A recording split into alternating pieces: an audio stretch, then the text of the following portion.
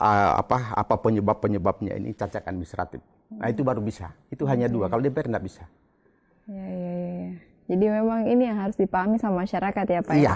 Dan karena kan masyarakat itu di DPR ini Komisi 1 harus dia memutuskan di situ. Tidak padahal bisa.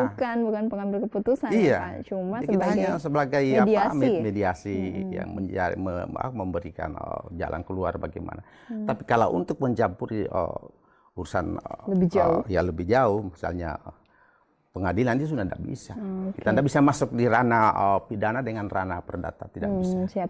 Dan Pak, apakah tidak pernah ada semacam sosialisasi, edukasi pada masyarakat ya bahwa kami di DPR hanya bisa sampai sini tugasnya begitu, tidak bisa lebih dari itu. Seringkah Pak ada pendekatan penyampaian? Makanya sering ada pertanyaan, yaitu fungsi DPR itu kan hanya 3. Iya benar. Legislasi, budgeting, pengawasan. Legislasi itu adalah pembentuk perda. Itu saja. Jadi pembentuk perda itu kita membahas bersama pemerintah, menyetujui atau tidak menyetujui. Benar. Itu 2 itu. Disetujui atau tidak setuju itu perda. Beda dengan anggaran. Anggaran itu membahas dengan pemerintah dan memberi persetujuan. Tidak ada istilah menolak. Bedanya ya di situ. Ada bedanya.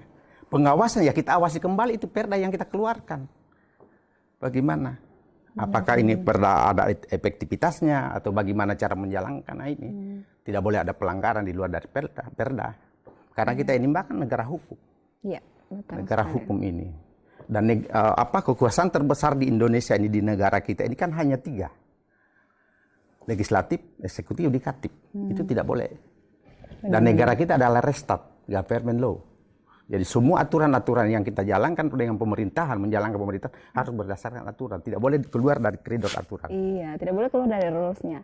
Nah, melihat dengan segala dinamika ini masyarakat yang masih saja kadang kurang paham, Pak.